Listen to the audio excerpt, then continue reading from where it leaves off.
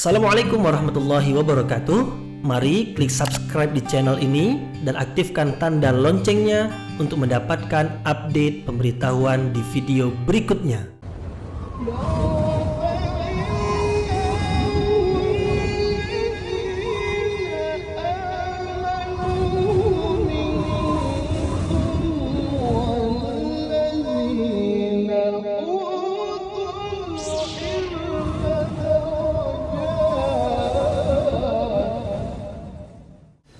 A'udzu billahi minasyaitonir rajim. Bismillahirrahmanirrahim. Assalamualaikum warahmatullahi wabarakatuh.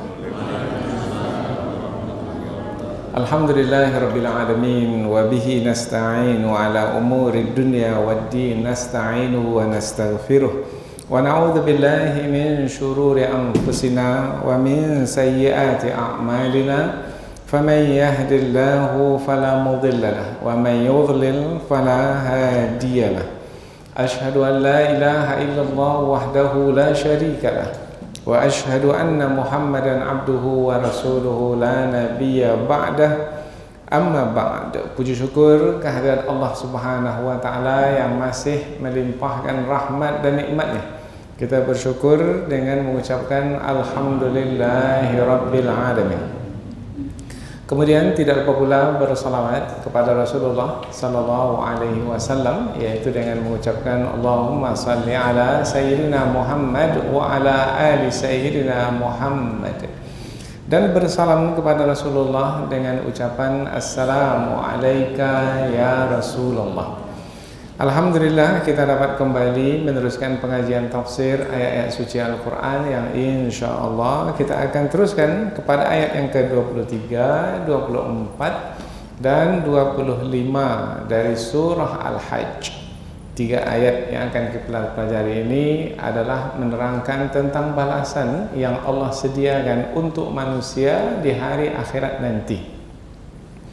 Kalau disebut balasan berarti berkaitan dengan amal yang dikerjakan oleh manusia, perbuatan yang dilakukan oleh manusia ketika mereka hidup di dunia. Apabila mereka melakukan perbuatan baik di dunia, yaitu amal saleh, maka mereka akan mendapatkan balasan kebaikan berupa kenikmatan, yaitu dimasukkan ke dalam surga dan mendapatkan kenikmatan surga. Namun apabila mereka ketika di dunia melakukan perbuatan yang buruk dan tercela seperti kekufuran yang berbagai macam bentuknya, maka mereka akan mendapatkan balasan berupa keburukan, yaitu siksaan. Mereka dimasukkan ke dalam neraka dan mereka akan dibakar oleh api neraka. Tempat tidur mereka api, selimut mereka api, makanan minuman mereka api, pakaian mereka api. Maka api meliputi diri mereka dan mereka akan tetap terus dibakar oleh api neraka selama-lamanya. Jadi 3 ayat yang akan kita pelajari ini adalah ayat yang sekaligus terhimpun kabar gembira yang melahirkan harapan. Kita berharap mudah-mudahan dimasukkan ke dalam surga. Tetapi dalam waktu yang sama adalah juga peringatan yang membuat kita menjadi takut, yaitu khawatir apabila kita dimasukkan ke dalam neraka. Maka selalu yang kita minta kepada Allah Subhanahu wa taala dalam doa kita, ya Allah, berikanlah kepada kami kebaikan di dunia dan kebaikan di akhirat, dan masukkanlah kami ke dalam surga bersama dengan orang-orang yang berbuat baik, dan peliharalah kami dari api neraka. Rabbana atina fid dunya hasanah wa fil akhirati hasanah wa qina adzabannar wa adkhilnal jannata ma'al abrar ya aziz ya ghaffar ya rabbal alamin. Biasanya kapan kita baca doa ini? Ya, ketika tawaf. Tawaf itu kan 4 sisi Ka'bah, mulai dari sudut Hajarul Aswad, sisi pertama kita lintasi makam Ibrahim, kemudian makam Ismail, kemudian setelah Hijr Ismail, kemudian sisi yang ketiga, sisi yang keempat antara rukun Yamani dengan rukun Hajarul Aswad, itulah kita membaca doa ini, yaitu kita meminta kepada Allah supaya diberi kebaikan di dunia dan kebaikan di akhirat, kemudian dijauhkan dari api neraka dan dimasukkan ke dalam surga. Keberuntungan yang sebenarnya keberuntungan, kemenangan yang sebenarnya kemenangan, kejayaan yang sebenarnya kejayaan yang bersifat sejati adalah dijauhkan dari neraka dan dimasukkan ke surga. Faman zuhziha 'anil nar wa udkhilal jannah faqad faz. Siapa yang dijauhkan dari neraka dan dimasukkan ke surga, maka dialah orang yang beruntung.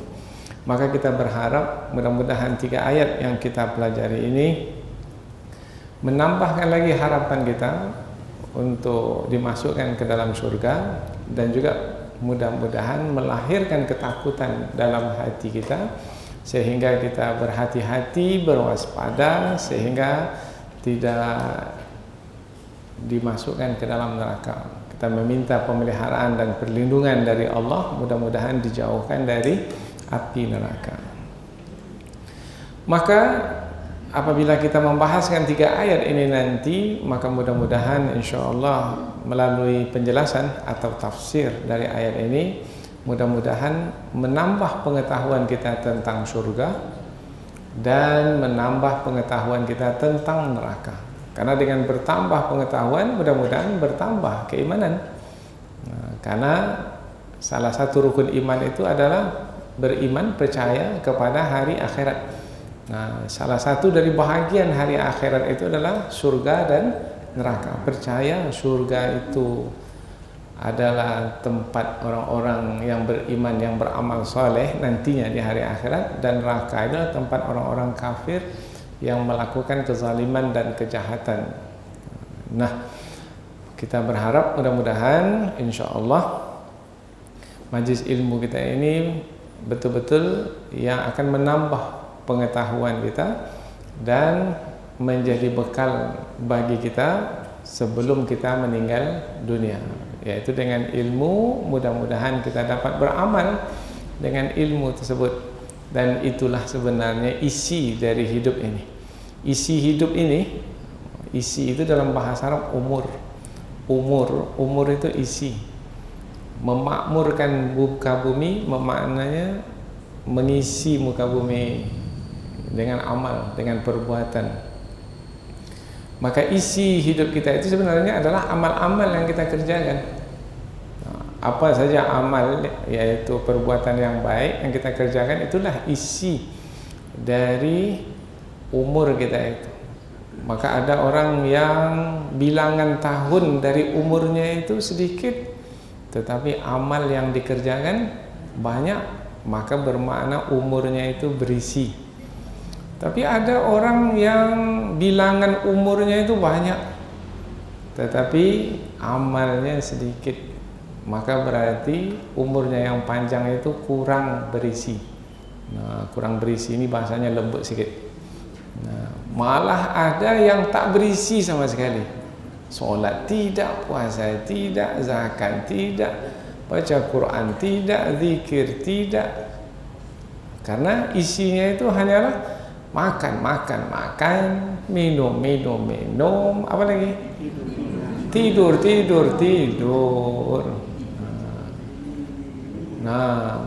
Itu juga berbini. Kemudian beranak pinak, kemudian sudah. Itulah dia yang menghabiskan umur manusia. Sementara nanti yang akan ditanya di hari akhirat, umurmu kemana kamu habiskan? Itu nanti mesti dijawab. Salah satu 4 pertanyaan pertama itu, apabila nanti dihadapkan ke hadapan Allah Subhanahu wa Ta'ala, salah satu dari yang 4 itu adalah umur itu kemana dihabiskan. Berlalu 1 tahun, selama 1 tahun itu apa saja amal yang dikerjakan. Siapa orang yang akan diletakkan di kedudukan yang tinggi nanti di hari akhirat? orang yang beramal sebelum ia menghadap Allah Subhanahu wa taala. Mayatihi mu'minan, siapa yang datang menghadap Allah dalam keadaan beriman, datang menghadap Allah, mati. Menghadap Allah, dikembalikan kepada Allah. Kematian itu membuat kita kembali kepada Allah, menghadap Allah. Qad amila salihat, sebelum ia mati itu ia telah beramal saleh, faulaika lahum, maka bagi mereka itu ad-darajatul ula, derajat yang tinggi. Jadi kedudukan yang tinggi nanti selepas kematian dan di hari akhirat itu ditentukan dengan iman dan amal saleh selama kita hidup di dunia. Maka mudah-mudahan duduk sejenak di sini di majlis ilmu ini, apalagi di rumah Allah yang mulia ini, di bulan Sya'ban yang mulia ini. Tak berapa lama lagi kita akan masuk ke bulan Ramadan. Mudah-mudahan insya-Allah apa yang kita lakukan ini dihitung sebagai amal soleh. Amin ya rabbal alamin. Baik, sebagai pengantar kita sudah memahami apa yang akan kita pelajari. Selanjutnya kita akan pindah ke tafsir. Namun sebelum itu kita akan membaca dan menerjemahkan ayat terlebih dahulu supaya kita lebih dekat dengan kandungan ayat. Allah Subhanahu wa taala berfirman, A'udzubillahi minasyaitonirrajim. Bismillahirrahmanirrahim. Innallaha yudkhilul ladzina amanu wa 'amilus salihati jannatin tajri min tahtihal anharu yuhallawna fiha min asawira min dhahabin wa lu'lu'a wa libasuhum fiha harir wa hudu ila tayyibi minal qawli wa hudu ila siratil hamid. Innal ladzina kafaru wa yasudduna an sabilillahi wal masjidil haramil ladzi ja'alnahu lin-nasi sawa'anil 'akifu fihi wal bad wa man yurid fihi bi ilhadin bi dhulmin nuzikhu min 'adzabin alim. Allah Subhanahu wa taala berfirman, inna, sesungguhnya Allah yudkhilu, memasukkan, alladzina amanu, orang-orang beriman, wa amilus salihat, dan beramal saleh, jannatin, ke dalam surga, tajri min tahtihal anhar, tajri, mengalir, min taht, dari bawahnya, al anhar, sungai-sungai. Yuhallawna fiha, yuhallawna, mereka diberi perhiasan atau dipasangkan perhiasan, fiha, di dalamnya, di dalam surga itu, min asawira, dari gelang-gelang, min zahab, dari emas, wa lu'lu'a, dan mutiara, juga diberi perhiasan berupa mutiara. Jadi ada yang berupa emas, gelang-gelang, dan ada juga yang berupa mutiara. Walibasuhum, dan pakaian mereka, pakaian penghuni surga, dalam surga, fiha, di dalamnya, harir, sutra. Kalau disebut sutra berarti pakaian itu pakaian yang lembut, yang halus. Wahudu, dan mereka itu diberi petunjuk, ila tayyibi, kepada yang baik, minal qaul, dari perkataan. Wahudu, dan mereka diberi petunjuk, ila, kepada sirat, jalan al-hamid, yang terpuji, jalan yang terpuji. Kita baca dari awal.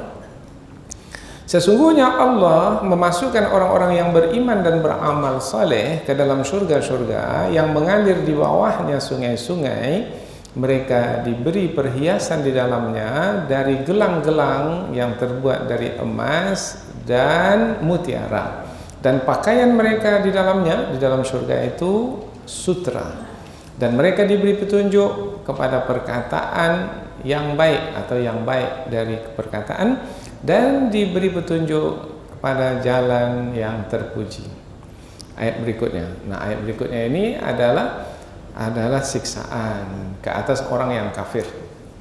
Inna, sesungguhnya, alladzina kafaru, orang-orang yang kafir, wa yasudduna, dan menghalang manusia, an sabilillah, dari menempuh jalan Allah, wal masjidil haram, dan juga menghalang orang untuk masuk masjidil haram, alladzi ja'alnahu, yang kami jadikan masjidil haram itu, linnas, bagi manusia, sawaan, baik itu al-akifu fihi, yang bermukim di Masjidil Haram itu atau di Mekah, wal bad, dan orang-orang yang musafir atau orang-orang yang berada di luar Masjidil Haram atau luar di kota Mekah atau yang tidak bermukim di situ. Allah menjadikan sama, yaitu yang bermukim di situ memuliakan Masjidil Haram sebagai tempat ibadah, dan orang-orang yang musafir yang mengunjungi Masjidil Haram juga memuliakan Masjidil Haram sebagai tempat ibadah. Sama, yang di dalam Masjidil Haram memuliakan Masjidil Haram, yang di luar Masjidil Haram tempat tinggalnya kemudian pergi ke sana pun juga tetap memuliakan Masjidil Haram.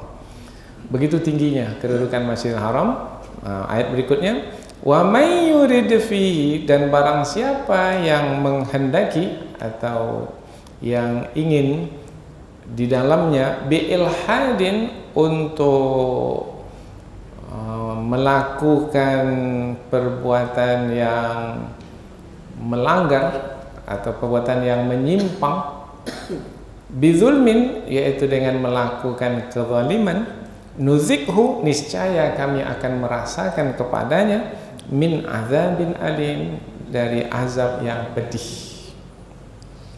Kita baca dari pangkal ayat.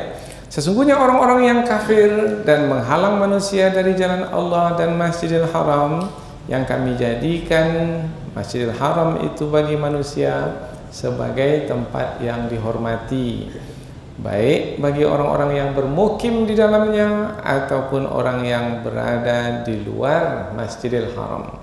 Dan barang siapa yang menghendaki untuk melakukan perbuatan menyimpang berupa kezaliman di dalamnya, niscaya kami akan merasakan kepadanya azab yang pedih. Berarti 3 ayat yang akan kita pelajari ini adalah ayat yang menerangkan tentang balasan.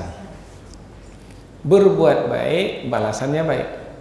Berbuat buruk, berbuat jahat, balasannya adalah buruk juga, yaitu siksaan. Maka ayat yang kita pelajari ini adalah berarti sambungan atau lanjutan dari ayat sebelumnya. Karena ayat sebelumnya juga diterangkan tentang orang-orang yang berbuat baik dimasukkan ke dalam surga, dan orang-orang yang kafir berbuat jahat dimasukkan ke dalam neraka. Di dalam neraka pakaian mereka itu adalah dari api, kemudian mereka disiram dengan air yang mendidih mulai dari kepala mereka sampai ke seluruh tubuh mereka. Kemudian air itu juga yang akan menghancurkan, meleburkan apa-apa yang ada dalam perut mereka. Masih ingat ya ayat sebelum ini? Dan juga yang akan menghancurkan kulit mereka. Dan bukan hanya itu, mereka juga akan dipukul dengan cemeti, dengan lecutan dari besi. Kemudian mereka merasa tak tahan di dalam neraka, ingin keluar. Maka mereka bisa bergerak dari dalam neraka menuju tepi neraka.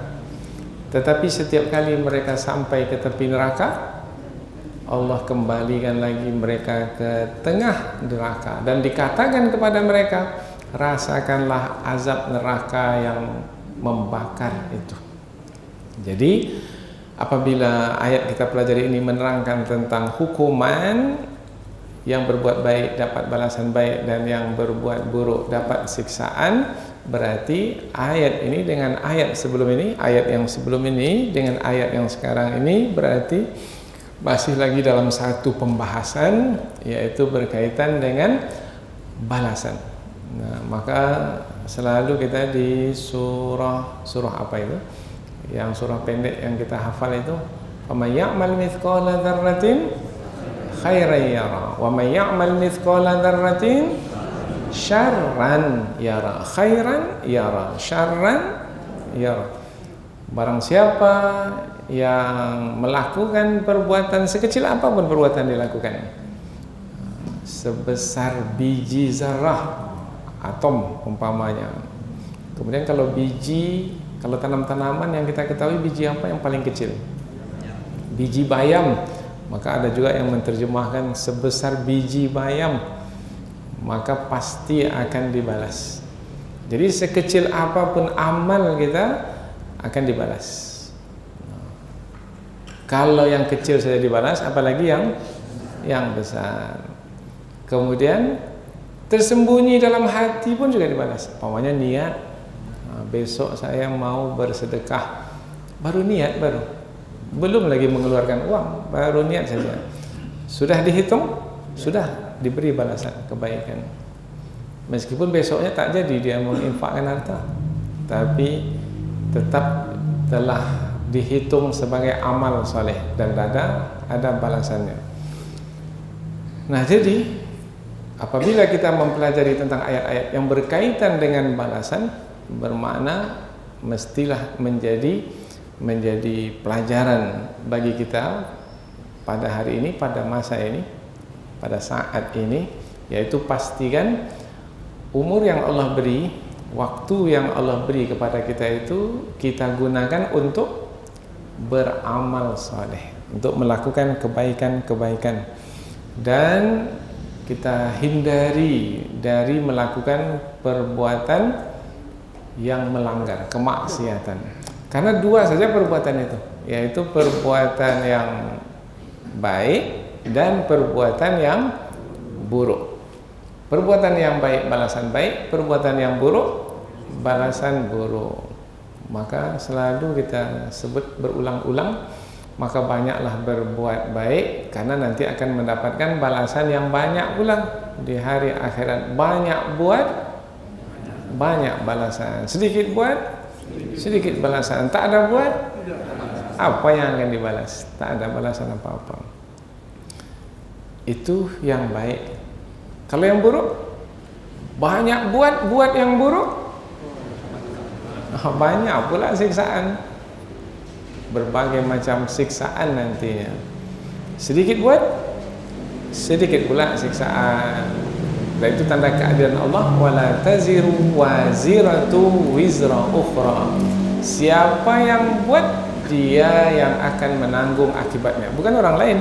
Kita sendiri. Kita sendiri yang melakukan perbuatan, maka kita sendiri yang akan menerima hukuman. Apabila perbuatan dilakukan adalah perbuatan pelanggaran, yaitu kemaksiatan yang tidak sesuai dengan syariat yang telah Allah turunkan, tidak sesuai dengan petunjuk yang telah Allah berikan. Baik, selanjutnya kita pindah ke tafsir ayat, yaitu penjelasan yang lebih panjang dari ayat. Dengan harapan mudah-mudahan semakin panjang penjelasan, semakin kita dekat dengan kandungan ayat, maka semakin mudah bagi kita untuk menjadikannya sebagai pedoman.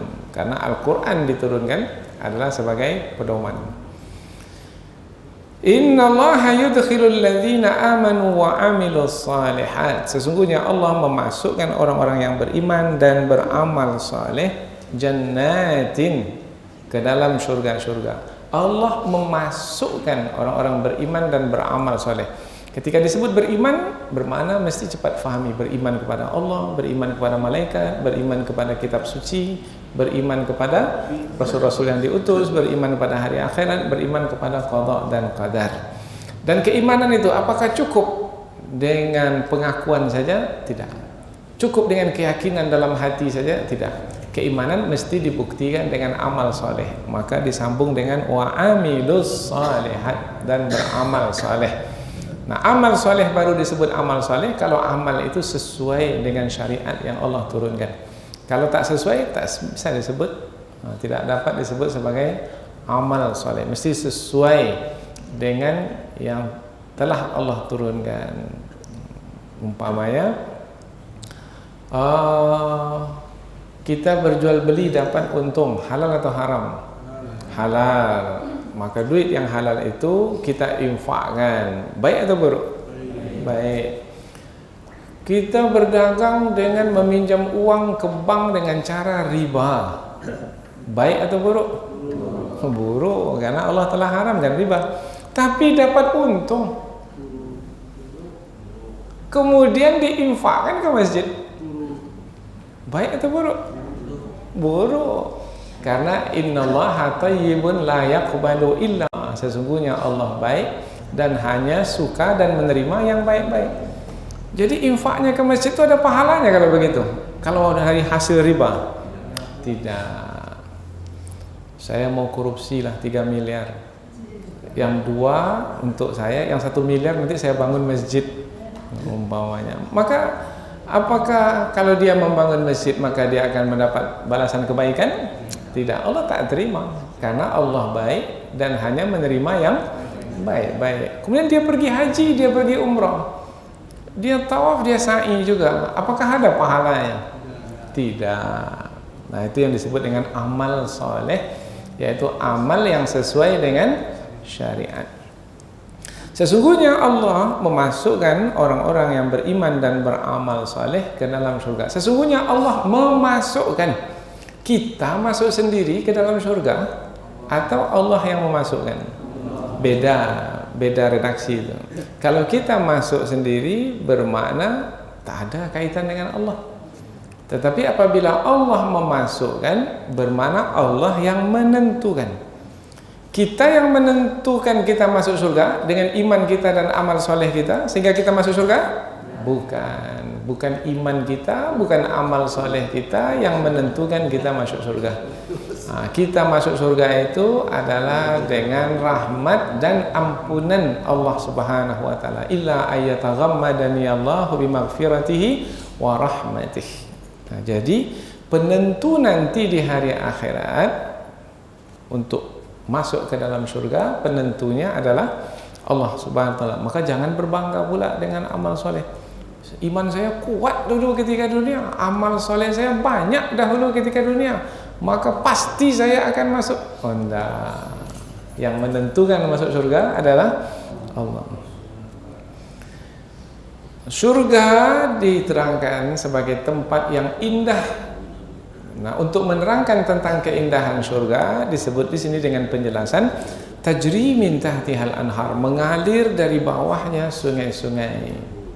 Apabila mengalir dari bawahnya sungai-sungai bermakna dihiasi dengan sungai-sungai. Berapa macam sungai? Satu macam? Tidak, banyak macamnya. Dan sungai itu airnya pula berjenis-jenis, tidak satu jenis. Ada airnya air tawar, ada airnya air susu, ada airnya air khamar, berbagai macam. Kalau air sungai kita sekarang nih, ada juga air susu, tapi rupanya hakisan dari gunung, rupanya erosi, nampak seperti air susu, tapi bukan air susu. Kemudian disebut mengalir. Kata mengalir bermakna air itu bergerak, tapi bergerak di sini bukan bergerak perlahan, karena kata tajri itu bergerak cepat. Kalau air sungai bergerak cepat mengeluarkan bunyi atau tidak? Mengeluarkan bunyi. Itu yang menambah keindahan surga, yaitu dari bentuknya, bentuk sungai, kemudian gerakan air sungai, kemudian bunyi yang ditimbulkan oleh air sungai. Maka kita pun juga mau meniru-nirunya di depan rumah gitu. Maka dibuatkan air mancur, dinaikkan air ke atas, kemudian dia jatuh mengeluarkan bunyi. Wah, indah sekali. Di dunia aja udah terasa indahnya, apalagi di dalam surga. Kemudian ada perkataan min tahtiha. Di ayat yang lain tahtaha, tak ada kata min. sudah pernah kita jelaskan, yaitu min tahtiha, dari bawahnya, berarti sumber air sungai yang di surga itu dari surga itu sendiri. Jadi sumbernya itu bukan dari luar surga, enggak, tapi dari dalam surga itu sendiri. Dari situ asal sungai itu dan berputar-putar di situ saja, tak ada kemana-mana. Jadi sungai di dalam surga itu memang diperuntukkan untuk penghuni surga khusus. Nah, maka kalau kita punya lahan 10 hektar, kita buat juga lah sungai, kemudian kita gali sungai itu diputar-putarkan, tapi di lahan kita aja. Nah, tak sampai ke lahan orang lain. Maka sungai kita itu sungai khusus untuk kita saja. Nah, itu adalah untuk untuk menyenangkan para penghuni surga, maka tidak akan mau keluar dari surga lagi. Sudah masuk surga itu la yabghuna hiwala, tak mau pergi ke tempat lain lagi. Biasanya kita pun juga begitu, kalau sudah berada di suatu tempat yang menyenangkan, tak mau kita keluar dari tempat itu, mau di situ saja selama-lamanya. Macam di Lubuk Sakat itu, tak mau kita keluar lagi di sana. Sesungguhnya Allah memasukkan orang-orang beriman dan beramal saleh ke dalam surga-surga yang mengalir di bawahnya sungai-sungai. Itu tempat. Nah, berikutnya lagi adalah balasan kenikmatan berupa perhiasan. Tempat sudah disebutkan, tempat yang indah. Yuhallawna fiha min asawira min dhahab.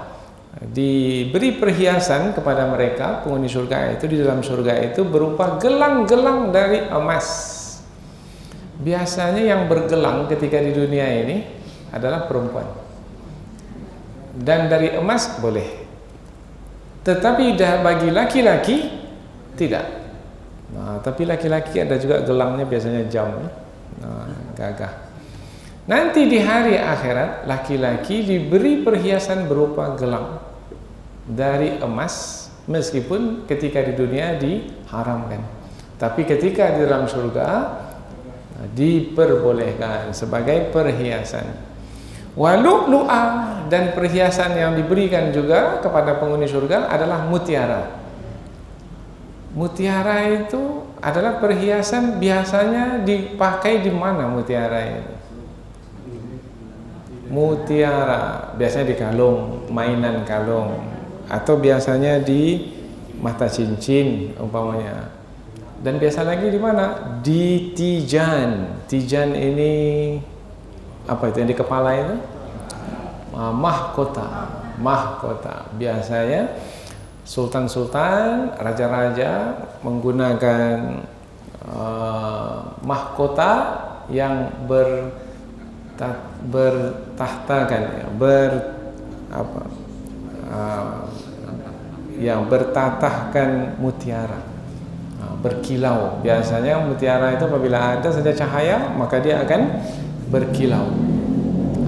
Diberi perhiasan seperti itu nanti di dalam surga. Itu pakaian. Jadi ada yang dipakaikan di tangan, ada yang dipakaikan di leher, ada yang dipakaikan di kepala. Walibasuhum, dan pakaian mereka. Ini pakaian pula. Kalau tadi perhiasan di badan, kalau pakaian ini untuk menutupi tubuh. Walibasuhum fiha harir, pakaian mereka di dalam surga itu adalah sutra. Sutra dibolehkan bagi wanita di dunia ini, tetapi diharamkan bagi laki-laki. Jadi kita tak boleh memakai pakaian dari sutra. Sutra itu terbuat dari apa? Dari yang dihasilkan oleh ulat itu, ulat sutra. Ya, dari ulat sutra. Hasilnya adalah kain yang sangat lembut sekali, pakaian yang sangat lembut sekali. Nah, itu diharamkan bagi laki-laki di dunia, tetapi itu menjadi perhiasan bagi penghuni surga di dalam surga, baik laki-laki ataupun perempuan. Jadi Allah menerangkan tentang kenikmatan surga itu melalui tempat, melalui perhiasan, kemudian melalui pakaian yang dipakai, kemudian melalui perkataan. Ayat berikutnya adalah berupa ucapan. Ucapan penghuni surga itu ucapan yang baik-baik saja. Kilan salaman salama. Tak ada perkataan yang menyakitkan, tak ada. Kalau di dunia pada hari ini masih kita dengar tidak perkataan dari orang lain yang menyakitkan telinga kita? Bukan telinga saja, menyakitkan hati kita. Oh, sakit hati kita dengarnya. Tapi di dalam surga nanti tidak. Wahudu, dan mereka itu diberi petunjuk ila thayyibi minal qaul, dari yang baik dari perkataan, ditunjuki kepada yang baik dari perkataan. Ada di antara ulama tafsir menjelaskan makna perkataan yang baik yang dimasukkan dalam ayat ini adalah perkataan la ilaha illallah, yaitu mentauhidkan Allah. Karena nanti di dalam surga, penghuni surga itu mentauhidkan Allah. Penghuni surga memuji Allah. Penghuni surga bertasbih mensucikan Allah. Maka ketika penghuni surga masuk ke dalam surga, perkataan mereka adalah alhamdulillah. Siapa tahu apa sambungannya? Ini perkataan penghuni surga dalam surga. Kalau hafal nih, insya Allah masuk surga. Karena ini perkataan penghuni surga dalam surga. Alhamdulillah alladzi hadana lihada wa ma kunna linahtadiya laula an hadana Allah. Segala puji bagi Allah. Perkataan penghuni surga ketika masuk ke dalam surga. Segala puji bagi Allah yang telah menunjuki kami ke surga ini. Andaikan Allah tidak memberi petunjuk kepada kami dahulu ketika di dunia, tak sampai kami ke surga ini. Jadi perkataan penghuni surga di dalam surga adalah alhamdulillah, segala puji bagi Allah. Maka ada juga yang menafsirkan perkataan yang baik yang ditunjukkan oleh Allah Subhanahu wa taala kepada orang-orang beriman dan beramal soleh itu adalah perkataan alhamdulillah, la ilaha illallah, atau alhamdulillah, atau juga subhanallah, atau juga adalah Allahu akbar. Nah, perkataan-perkataan baik subhanallah walhamdulillah wa la ilaha illallah wallahu akbar, itu menjadi zikir kita. Itu juga menjadi perkataan penghuni surga di dalam surga. Wahudu ila siratil hamid, dan mereka diberi petunjuk ke jalan al-hamid, ke jalan hamid, ke jalan yang maha terpuji. Yang dimasukkan adalah Allah yang maha terpuji, ke jalan Allah yang maha terpuji. Kalau disebut jalan berarti yang akan ditempuh, jalan itu adalah yang ditempuh. Jalan sebagai yang ditempuh untuk pergi kemana? Jalan itu sebenarnya dibuat untuk sampai ke tujuan. Jalan Allah yang maha terpuji. Jalan Allah yang maha terpuji itu kalau kita tempuh, maka kita akan sampai kemana? Ke surga. Maka Allah memberi petunjuk berupa perkataan-perkataan yang baik. Allah memberi petunjuk berupa jalan yang akan menyampaikan kita ke surga. Setelah Allah menerangkan tentang kumpulan orang-orang beriman dan balasan yang Allah sediakan, berikutnya Allah terangkan pula tentang kumpulan orang-orang kafir. Jadi manusia itu dua kumpulan saja, tak ada kumpulan yang ketiga. Kumpulan orang-orang beriman, kumpulan orang-orang kafir. Nah, kita masuk kumpulan mana kita? Maka kita minta supaya ditetapkan dalam kumpulan orang-orang beriman. Ya Allah, hidupkan kami dalam keadaan beriman. Kalau mematikan kami, ya Allah, matikan kami dalam keadaan beriman. Dan kalau membangkitkan kami nanti, ya Allah, bangkitkan dalam kumpulan orang-orang beriman. Siapa hafal apa doanya itu dalam bahasa Arab? Allahumma ahyina bil iman wa amitna bil iman wahsyurna ma'al iman. Dengan iman juga dibangkitkan bersama dengan kumpulan orang-orang beriman. Sesungguhnya orang-orang yang kafir, ini kumpulan yang kedua. Orang-orang kafir, kafir itu apa maknanya secara bahasa? Menutupi. Orang-orang kafir itu orang-orang yang menutupi. Menutupi apa? Menutupi Allah. menutupi Allah. Kafir kepada Allah, menutupi Allah. Menutupi Allah bukan menghilangkan Allah, menutupi Allah. Mana bisa Allah dihilangkan? Menutupi keberadaan Allah. Allah yang memberi rezeki, tapi dia kafir. Enggak, rezeki ini saya sendiri yang mendapatkan ini. Ini kafir, kufur kepada Allah. Yang menciptakannya adalah Allah.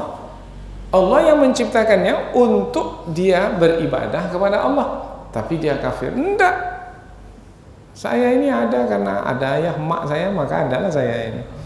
Kemudian saya ikut selera saya, kehendak saya sajalah dalam menjalani hidup. Oh, ini orang seperti ini kafir.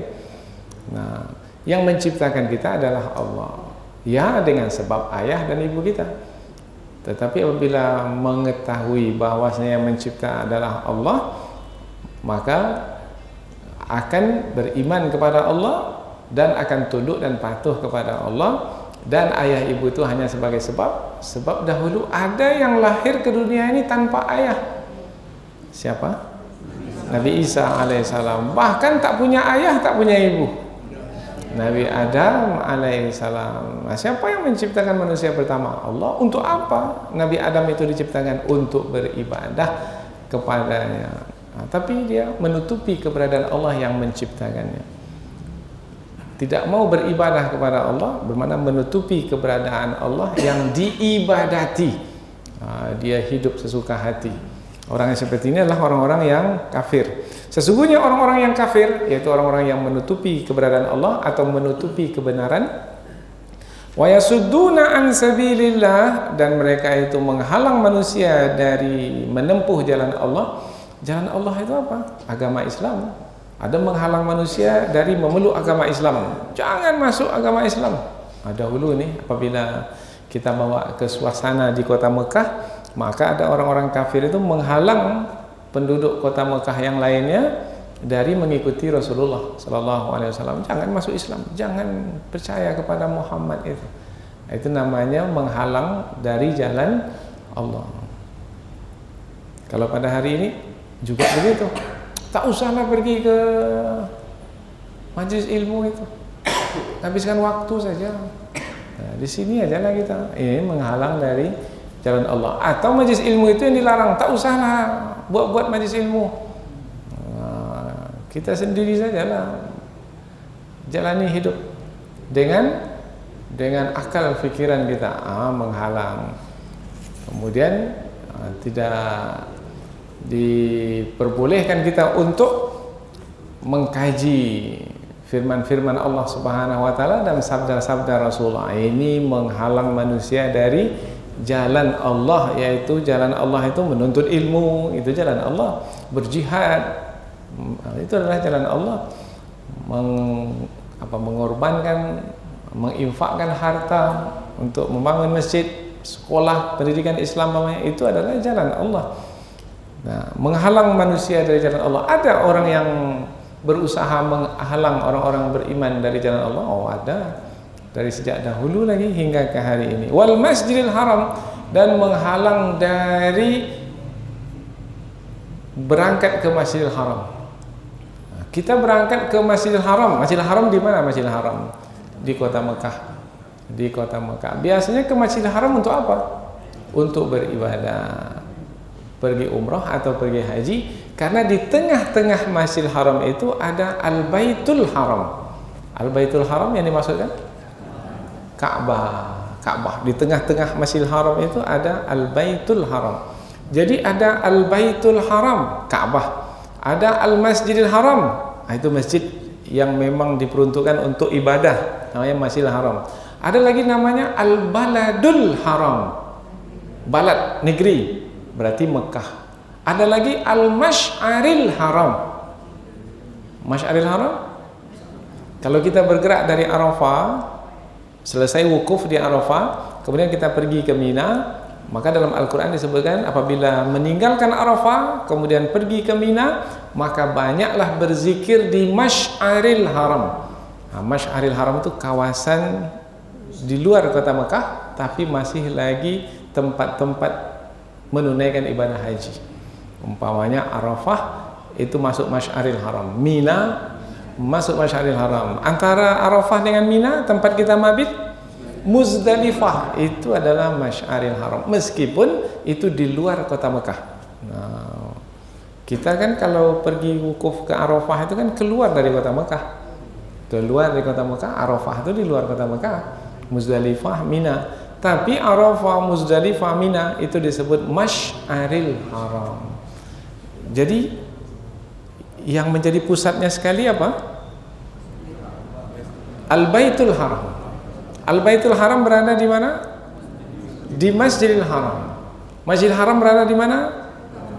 Di negeri Al-Haram, Al-Baladul Haram. Kemudian ada kawasan di sekitar Al-Baladul Haram, yaitu Al-Masy'aril Haram. Ini keempat-empatnya adalah tempat. Ka'bah tempat. Jangan fahami Ka'bah itu bangunan. Dulu sebelum dibangun oleh Nabi Ibrahim, tak ada bangunan. Dan apakah sudah ada Ka'bah sebelum Nabi Ibrahim? Sudah. Sebelum ada manusia pun Ka'bah itu sudah ada. Rumah yang pertama kali diletakkan di muka bumi adalah Ka'bah. Awalu baitin wudi'a linnas lalladzi bi Bakkah mubarakan. Rumah yang pertama kali diletakkan di muka bumi adalah Ka'bah yang ada di kota Mekah yang diberkahi. Lalu Ka'bah itu berupa apa? Berupa tapak, berupa tempat. Jadi kawasan itulah dia Ka'bah. Jadi seandainya umpamanya Ka'bah itu dirubuhkan, yang berupa bangunan itu, susunan batu-batu itu, apakah Ka'bah itu hilang? Hanyut? Enggak. Kalau terbakar umpamanya, apakah Ka'bah itu hangus? Enggak, karena yang dimasukkan dengan Ka'bah adalah tempat, kawasannya itu. Itu sampai ke mana itu? Kalau ke atasnya sampai ke mana itu? Kalau dibangun, sampai ke sisi Allah Subhanahu wa ta'ala, sampai kepada yang Allah kehendaki sampai mana di atas sana. Jadi kalau kita tingkat 3 umpamanya tak nampak lagi Ka'bah di belakang, di depan kita itu. Umpamanya di Masjidil Haram itu kita berada di tingkat 3, kan tak nampak lagi Ka'bah itu. Apakah masih disebut kita menghadap ke Ka'bah? Ya, karena menghadap Ka'bah tak semestinya melihat bangunan berupa susunan batu-batu itu, mengarah saja ke sana. Itu kita sudah menghadap ke Ka'bah. Ka'bah disebut sebagai Al-Baitul Haram. Nah, ada dari kalangan manusia itu yang menghalang orang-orang beriman untuk pergi ke Masjidil Haram. Masjidil Haram tempat kita tawaf. Tawaf itu di Masjidil Haram, di tengah-tengah Masjidil Haram itu. Karena mengelilingi Ka'bah yang ada di tengah Masjidil Haram. Sa'i di mana sa'i? Di Masjidil Haram juga. Karena dalam kawasan masjid, Safa dan Marwah itu masuk dalam kawasan Masjidil Haram. Siapa dulu yang menghalang orang-orang beriman ketika bergerak dari Madinah? Rasulullah pada tahun 6 Hijriah sudah memakai pakaian ihram untuk menunaikan ibadah haji ke Mekah, tapi dihalang untuk masuk Masjidil Haram. Tahun ini tak boleh. Dibuat perjanjian, namanya perjanjian Hudaybiyah. Kalau mau datang juga ke Masjidil Haram tahun depan. Akhirnya pulanglah Rasulullah dengan para sahabat ke Madinah pada tahun itu. Mereka itu telah menghalang orang-orang beriman dari masuk ke Masjidil Haram. Orang yang menghalang itu apa hukuman ke atas mereka? Ini dia ayat yang menerangkan. Ini kalau ada yang membuat wabah-wabah sehingga menghalang kita dari Masjidil Haram, ini dia ayatnya ini. Karena sudah 2 tahun kan, tak dapat kita pergi ke Masjidil Haram dibuatnya. Ada yang bersengaja. Ini kalau adalah bukan karena adanya adanya bencana yang memang Allah menetapkannya. Tidak, kalau memanglah dibuat oleh manusia kemudian menghalang kita dari mengerjakan ibadah haji di tanah suci untuk beribadah di Masjidil Haram, ini dia balasannya. Alladzi ja'alnahu lin-nasi sawa'anil 'akifu fihi wal bad. Yang Masjidil Haram itu kami jadikan ia bagi manusia sama ada, atau baik itu bagi yang bermukim di Masjidil Haram itu atau di kota Mekah itu, ataupun yang bukan bermukim, semua mereka itu mengagungkan Masjidil Haram sebagai tempat ibadah, memuliakan Masjidil Haram sebagai tempat beribadah.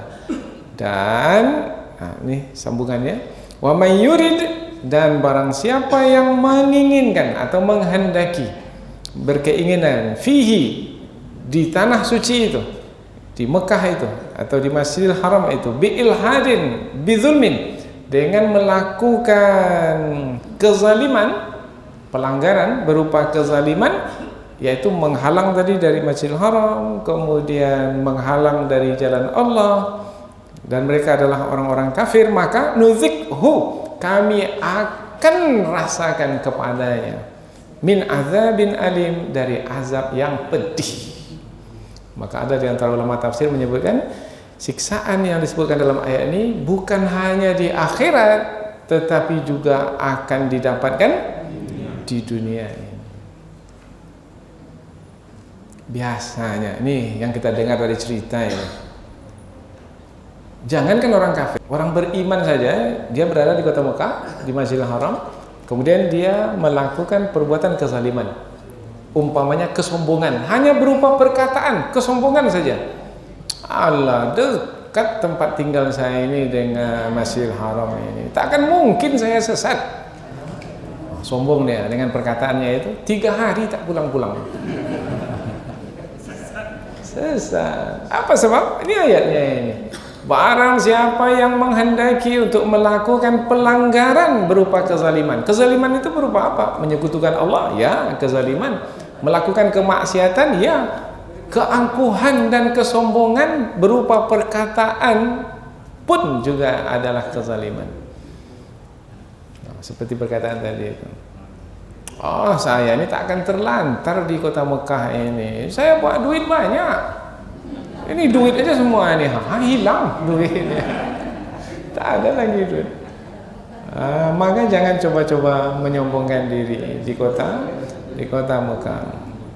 Allah, mudah ini cara tawaf, cara sa'i, mudah ini. Saya udah belajar dari tanah air lagi. Bahkan banyak orang yang saya ajar sampai di sana tak tahu dia macam memulai tawaf tu tak tahu dia. Hilang saja ingatannya, karena Allah ingin merasakan azab kepadanya. Ada lagi, ini banyak contoh ini kejadian-kejadian yang kita dapatkan. Ini langsung kita saksikan. Ada 2 anak muda dari sini sehat-sehat, maka dia katakan insya Allah juga nanti saya akan dapat melakukan ibadah haji itu dengan baik, karena badan saya masih kuat, saya sehat walafiat, kata anak muda ini. Maka saya akan dapat tawaf, sa'i, wukuf di Arafah, melempar jamarat, akan mudah saya lakukan. Bapak yang tua itu tuh risau saya itu. Dia sakit-sakit, mungkin tak bisa dia tawaf, tak bisa dia sa'i. Dia pula yang menentukan. Ketika di sini baru sampai Madinah, kita turun ke Madinah dulu, baru ke Mekah. Kita ke Madinah dulu, baru kita mengerjakan nanti ibadah haji. Sampai masa ke haji, baru kita ke Mekah. Di Madinah anak muda ini dah sakit, sampai Arafah sakit.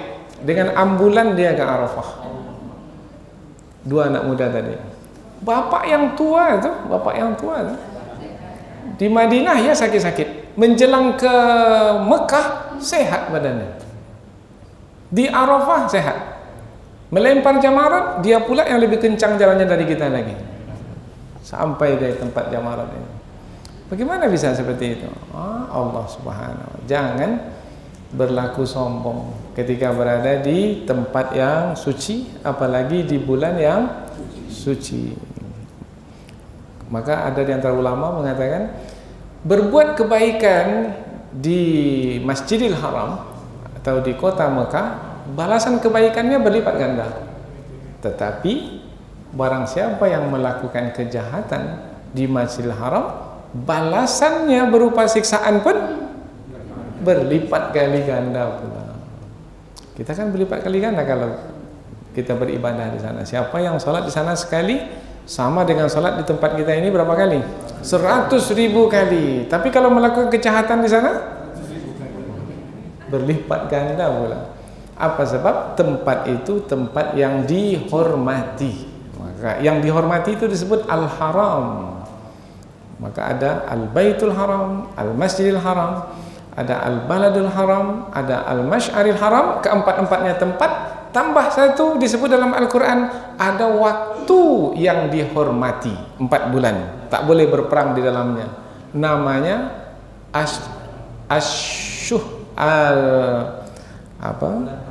bulan-bulan haram, Al-Ashhurul Hurum.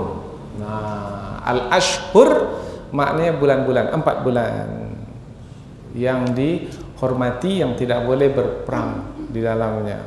Jadi ada waktu yang dihormati, ada tempat yang dihormati. Dan Al-Masjidil Haram yang kami jadikan Masjidil Haram itu bagi manusia sebagai tempat yang dihormati, baik itu bagi orang-orang yang bermukim di kota Mekah ataupun orang-orang yang berada di luar kota Mekah, yang mengunjungi kota Mekah.